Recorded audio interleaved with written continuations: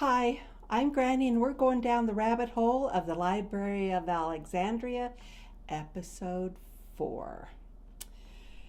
Experts estimate that the amount of knowledge from the Library of Alexandria, only 1% of it survives to the modern world.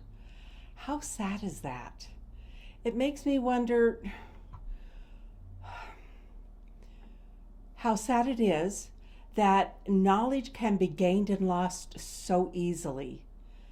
I previously mentioned how the Library of Alexandria is like a black hole because there's no archaeological evidence that it ever existed, and it's only through secondary sources that we discover how it was created and who was there.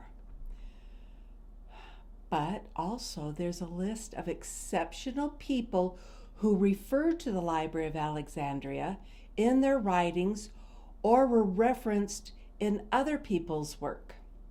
Here is the list of the intellectuals who visited or worked or their textbooks were included at the library. Archimedes lived from 287 BC to 212 BC in Sicily. He is considered one of the greatest mathematicians of all time. He studied physics, weights and measures, water displacements. When he yelled Eureka when he figured out how he could weigh the king's crown, supposedly made in all of gold, but because of its weight, there was questions. Anyway, he figured it out and evidently ran through the streets yelling Eureka. He was murdered by Roman soldiers because of all of his weapons that he had created, including catapults that threw balls of flaming fire, also grappling hooks which picked up boats and tipped them over. Aristotle lived from 384 BC to 322 BC. His father was a physician, and he was a student of Plato. He'd studied zoology, physics, biology, ethics, politics, philosophy, astronomy, geology, psychology, agriculture, dance, and theater. Remember, he tutored Alexander the Great. Most of his writings have been lost, but some of his writings were studied at the Library of Alexander and have survived in other libraries. Callimachus, he was Greek. He lived from 310 BC to 240 BC. He was a poet, scholar, librarian at the Library of Alexandria, authored over 800 works, which makes me question how some scholars think that the documents contained in the library was between 200,000 and 800,000 works. Well, he created 120 volumes listing all of the scrolls, parchments, and manuscripts in the library. So that kind of puts a different light on what this library contained. Callisthenes was a Greek historian, wrote from about 400 BC to 346 BC. He traveled with Alexander the Great, writing about his experiences, including history of Greece and the Corinthian and Phaeacian, however you pronounce it, wars. Cleopatra. She was Egyptian, Greek, because she was a direct descendant of Ptolemy the First.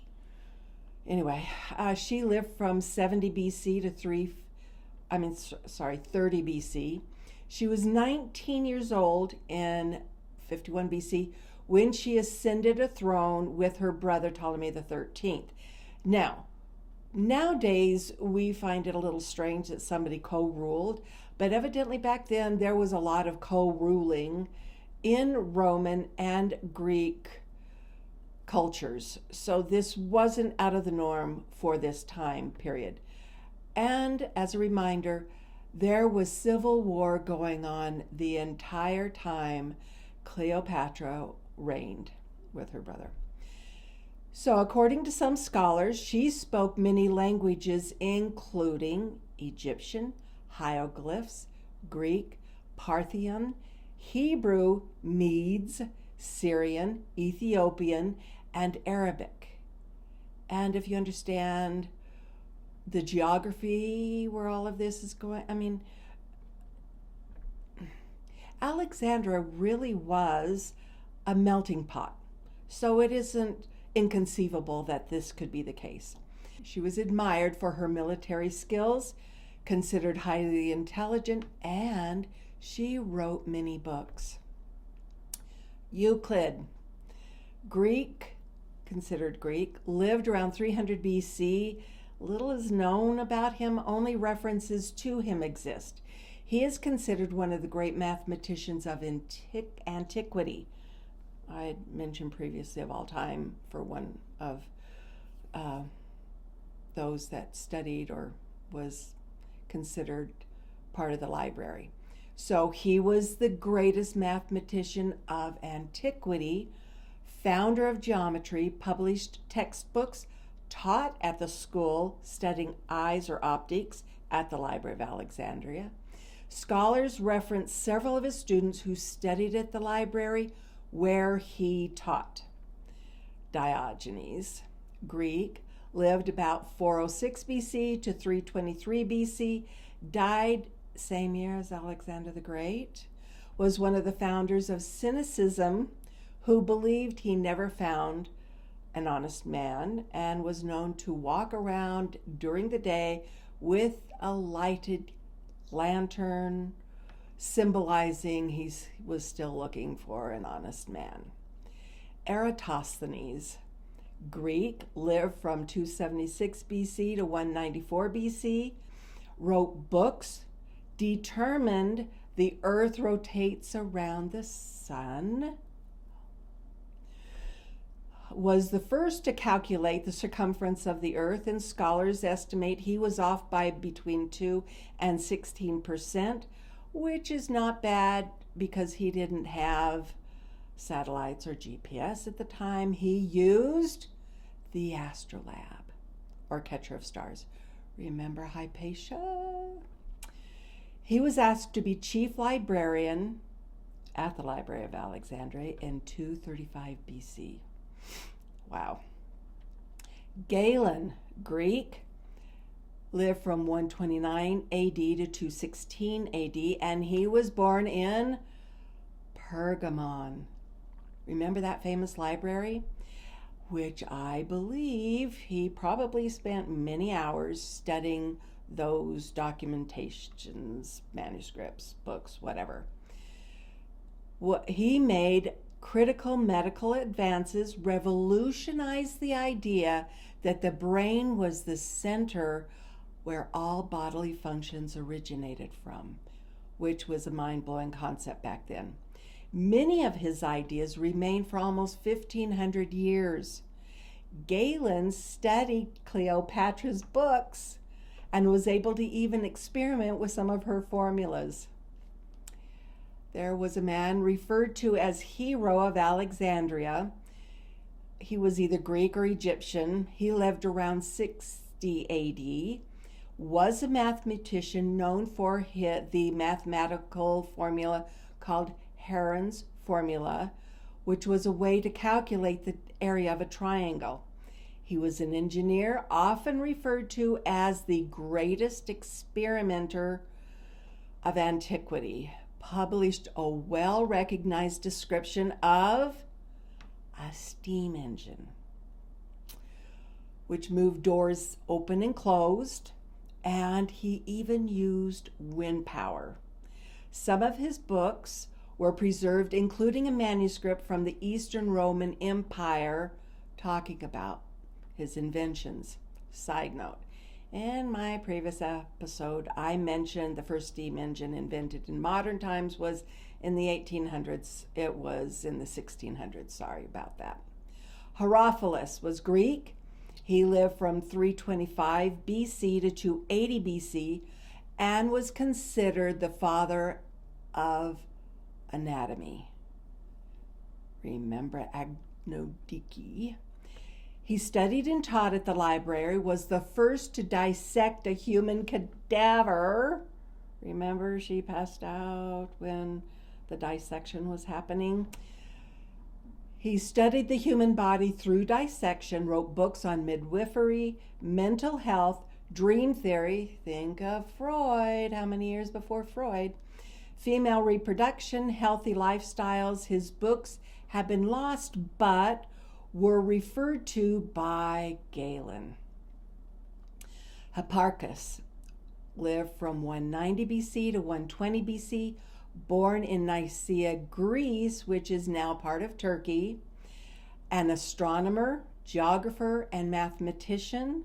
Many considered him the founder of trigonometry, but is most famous for his incidental discovery of precession of the equinoxes. We'll go into that more when we study the moon and its influences on the earth and the sun's influence. But axial precession is similar to the process of a spinning top. We referred to that earlier. And he is believed to have died on the island of Rhodes. Hypatia, we referred to her earlier in another episode, lived from 350 AD about and died March of 415, was wealthy, admired, respected, and well-known scholar. She studied and taught at the Library of Alexandria for 40 years. She was head of a school of philosophy, a Neoplatonist philosopher, think of Plato, made groundbreaking advances in algebra and revolutionized astronomy using the astrolabe, or catcher of stars, which is why she was murdered for using the astrolabe and labeled a witch. I could find no references at all of men being accused as being a witch for using the catcher of stars. No surprise, actually. Anyway, Plutarch, he lived from 46 AD to 119 AD, Greek historian, biographer, philosopher, author who wrote Parallel Lives, which was a series of books on famous Greeks and Romans. He mentioned in his writings that the naval battle of 48 BC only partially destroyed the Library of Alexandria.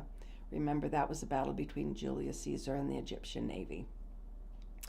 Theophrastus, we referred to him before, Greek, lived from 371 BC to 287 BC, biology, physics, ethics, and many of his works survived, including Inquiry into Plants, which about 100 and some years ago was used, and it includes the first record of the process of circadian rhythm. Also included, I found that 70 Jewish scholars were asked by the library to translate the Book of Laws into Greek.